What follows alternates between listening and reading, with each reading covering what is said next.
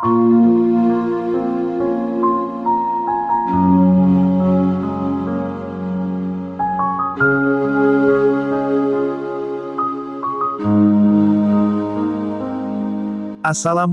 warahmatullahi wabarakatuh. Bismillahirrohmanirrohim. Setelah Allah Subhanahu wa Ta'ala menciptakan bumi dengan gunung-gunungnya, laut-lautannya, dan tumbuh-tumbuhannya, menciptakan langit dengan mataharinya, bulan dan bintang-bintangnya yang bergemerlapan, menciptakan malaikat-malaikatnya ialah sejenis makhluk halus yang diciptakan untuk beribadah menjadi perantara antara Zat yang Maha Kuasa dengan hamba-hamba terutama para rasul dan nabi. Maka tibalah kehendak Allah Subhanahu wa Ta'ala untuk menciptakan sejenis makhluk lain yang akan menghuni dan mengisi bumi, memeliharanya dan menikmati tumbuh-tumbuhannya, mengelola kekayaan yang terpendam di dalamnya dan berkembang biak turun-temurun, waris mewarisi sepanjang masa yang telah ditakdirkan baginya. Kekhawatiran para malaikat. Para malaikat ketika diberitahukan oleh Allah Subhanahu wa Ta'ala akan kehendaknya menciptakan makhluk lain itu, mereka khawatir kalau kehendak Allah menciptakan makhluk yang lain itu disebabkan kecualian atau kelalaian mereka dalam ibadah dan menjalankan tugas atau karena pelanggaran yang mereka lakukan tanpa disadari. Berkata mereka kepada Allah Subhanahu wa Ta'ala, "Wahai Tuhan kami, buat apa Tuhan menciptakan makhluk lain selain kami, padahal kami selalu bertasbih, bertahmid, melakukan ibadah dan mengagungkan nama-Mu tanpa henti-hentinya, sedang makhluk yang Tuhan akan ciptakan dan turunkan ke bumi itu, niscaya akan bertengkar satu dengan lain, akan saling bunuh-membunuh, berebutan menguasai kekayaan alam, yang terlihat di atasnya dan terpendam di dalamnya, sehingga akan terjadilah kerusakan dan kehancuran di atas bumi yang Tuhan ciptakan itu." Allah Subhanahu wa Ta'ala berfirman, menghilangkan kekhawatiran para malaikat itu. "Aku mengetahui apa yang kamu tidak ketahui dan aku sendirilah yang mengetahui hikmat penguasaan Bani Adam atas bumiku. Bila aku telah menciptakannya dan meniupkan roh kepadanya, bersujudlah kamu di hadapan makhluk baru itu sebagai penghormatan dan bukan sebagai sujud ibadah, karena Allah Subhanahu wa Ta'ala melarang hambanya beribadah kepada sesama makhluknya." Kemudian diciptakanlah Adam oleh Allah Subhanahu wa Ta'ala dari segumpal tanah liat, kering dan lumpur hitam yang berbentuk. Setelah disempurnakan bentuknya, ditiupkanlah roh ciptaan Tuhan ke dalamnya, dan berdirilah ia tegak menjadi manusia yang sempurna. Iblis membangkang dan enggan mematuhi perintah Allah seperti para malaikat yang lain, yang segera bersujud di hadapan Adam sebagai penghormatan bagi makhluk Allah yang akan diberi amanat menguasai bumi dengan segala apa yang hidup dan tumbuh di atasnya serta yang terpendam di dalamnya. Iblis merasa dirinya lebih mulia, lebih utama dan lebih agung dari Adam, karena ia diciptakan dari unsur api, sedang Adam dari tanah dan lumpur. Kebanggaannya dengan asal-usulnya menjadikan ia sombong dan merasa rendah untuk bersujud menghormati Adam seperti para malaikat yang lain, walaupun diperintah oleh Allah. Tuhan bertanya kepada iblis, "Apakah yang mencegahmu sujud menghormati sesuatu yang telah aku ciptakan dengan tanganku?" Iblis menjawab, "Aku adalah lebih mulia dan lebih unggul dari dia. Engkau ciptakan aku dari api dan menciptakannya dari lumpur." Karena kesombongan, kecongkakan dan pembangkangannya melakukan sujud yang diperintahkan, maka Allah menghukum iblis dengan mengusir dari surga dan mengeluarkannya dari barisan malaikat dengan disertai kutukan dan laknat yang akan melekat pada dirinya hingga hari kiamat. Di samping itu, ia dinyatakan sebagai penghuni neraka. Iblis dengan sombongnya menerima dengan baik hukuman Tuhan itu dan ia hanya mohon agar kepadanya diberi kesempatan untuk hidup kekal hingga hari kebangkitan kembali di hari kiamat. Allah meluluskan permohonannya dan ditangguhkanlah ia sampai hari kebangkitan, tidak berterima kasih dan bersyukur atas pemberian jaminan itu. Bahkan sebaliknya ia mengancam akan menyesatkan Adam, sebagai sebab terusirnya dia dari surga dan dikeluarkannya dari barisan malaikat, dan akan mendatangi anak-anak keturunannya dari segala sudut untuk memujuk mereka meninggalkan jalan yang lurus dan bersamanya menempuh jalan yang sesat, mengajak mereka melakukan maksiat dan hal-hal yang terlarang, menggoda mereka supaya melalaikan perintah-perintah agama dan mempengaruhi mereka agar tidak bersyukur dan beramal soleh.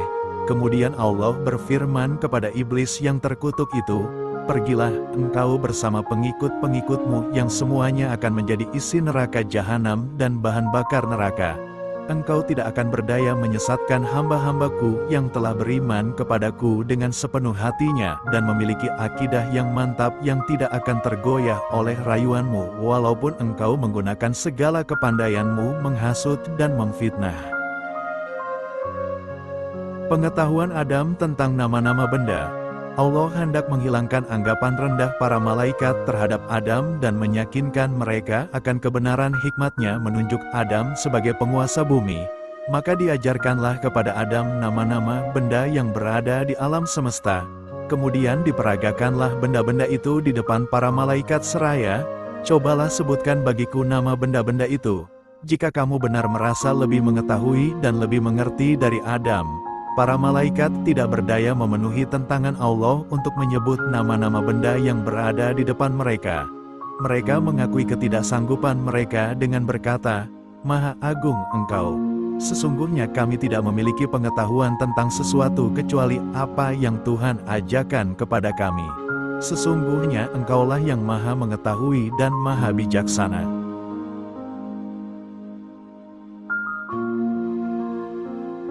Adam menghuni surga. Adam diberi tempat oleh Allah di surga dan baginya diciptakanlah Hawa untuk mendampinginya dan menjadi teman hidupnya, menghilangkan rasa kesepiannya dan melengkapi keperluan fitrahnya untuk mengembangkan keturunan.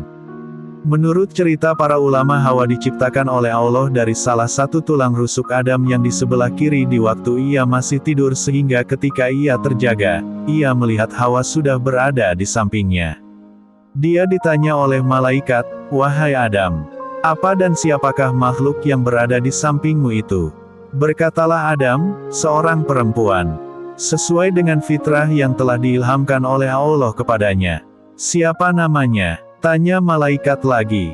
"Hawa," jawab Adam. "Untuk apa Tuhan menciptakan makhluk ini?" tanya malaikat lagi. Adam menjawab, "Untuk mendampingiku, memberi kebahagiaan bagiku dan mengisi keperluan hidupku sesuai dengan kehendak Allah." Allah berpesan kepada Adam, "Tinggallah engkau bersama istrimu di surga, rasakanlah kenikmatan yang berlimpah-limpah di dalamnya, rasailah dan makanlah buah-buahan yang lezat yang terdapat di dalamnya sepuas hatimu dan sekehendak nafsumu, kamu tidak akan mengalami atau merasa lapar, dahaga ataupun letih selama kamu berada di dalamnya. Akan tetapi aku ingatkan, janganlah makan buah dari pohon ini yang akan menyebabkan kamu celaka, dan termasuk orang-orang yang zalim. Ketahuilah bahwa iblis itu adalah musuhmu dan musuh istrimu. Ia akan berusaha membujuk kamu dan menyeret kamu keluar dari surga, sehingga hilanglah kebahagiaan yang kamu sedang nikmat ini." Iblis mulai beraksi, sesuai dengan ancaman yang diucapkan ketika diusir oleh Allah dari surga akibat pembangkangannya dan terdorong pula oleh rasa iri hati dan dengki terhadap Adam yang menjadi sebab sampai ia terkutuk dan terlaknat selama-lamanya tersingkir dari singgah sana kebesarannya. Iblis mulai menunjukkan rancangan penyesatannya kepada Adam dan Hawa yang sedang hidup berdua di surga yang tenteram, damai dan bahagia.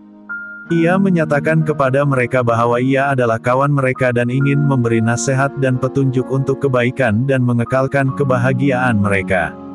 Segala cara dan kata-kata halus digunakan oleh iblis untuk mendapatkan kepercayaan Adam dan Hawa bahwa ia betul-betul jujur dalam nasihat dan petunjuknya kepada mereka. Segala cara dan kata-kata halus digunakan oleh iblis untuk mendapatkan kepercayaan Adam dan Hawa bahwa ia betul-betul jujur dalam nasihat dan petunjuknya kepada mereka. Ia membisikkan kepada mereka bahwa larangan Tuhan kepada mereka memakan buah-buah yang ditunjuk itu adalah karena dengan memakan buah itu mereka akan menjelma menjadi malaikat dan akan hidup kekal. Diulang-ulangilah bujukannya dengan menunjukkan akan harumnya bau pohon yang dilarang, indah bentuk buahnya dan lazat rasanya. Sehingga pada akhirnya termakanlah bujukan yang halus itu oleh Adam dan Hawa dan dilanggarlah larangan Tuhan. Allah mencela perbuatan mereka itu dan berfirman yang bermaksud, tidakkah aku mencegah kamu mendekati pohon itu dan memakan dari buahnya, dan tidakkah aku telah ingatkan kamu bahwa Syaitan itu adalah musuhmu yang nyata?" Adam dan Hawa mendengar firman Allah itu, sadarlah ia bahwa mereka telah terlanggar perintah Allah, dan bahwa mereka telah melakukan suatu kesalahan dan dosa besar. Seraya menyesal berkatalah mereka, "Wahai Tuhan kami telah menganiaya diri kami sendiri, dan telah melanggar perintah-Mu karena terkena bujukan iblis. Ampunilah dosa kami, karena nescaya kami akan tergolong orang-orang yang rugi, bila Engkau tidak mengampuni dan mengasihi kami." Adam dan Hawa diturunkan ke bumi. Allah telah menerima taubat Adam dan Hawa serta mengampuni perbuatan pelanggaran yang mereka telah lakukan, hal mana telah melegakan dada mereka dan menghilangkan rasa sedih akibat kelalaian peringatan Tuhan tentang iblis sehingga terjerumus menjadi mangsa bujukan dan rayuannya yang manis namun beracun itu. Adam dan Hawa merasa tenteram kembali setelah menerima pengampunan Allah dan selanjutnya akan menjaga jangan sampai tertipu lagi oleh iblis dan akan berusaha agar pelanggaran yang telah dilakukan dan menimbulkan murka dan teguran Tuhan itu menjadi pengajaran bagi mereka berdua untuk lebih berhati-hati menghadapi tipu daya dan bujukan iblis yang terlaknat itu.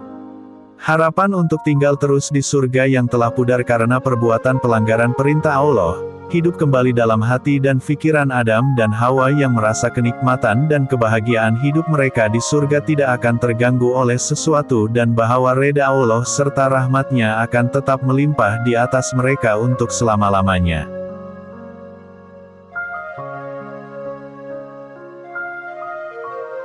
Akan tetapi, Allah telah menentukan dalam takdirnya apa yang tidak terlintas dalam hati dan tidak terfikirkan oleh mereka.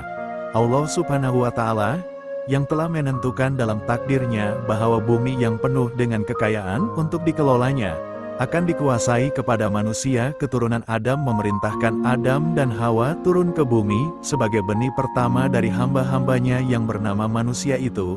Berfirmanlah Allah kepada mereka, "Turunlah kamu ke bumi, sebagian daripada kamu menjadi musuh bagi sebagian yang lain, kamu dapat tinggal tetap dan hidup sampai waktu yang telah ditentukan."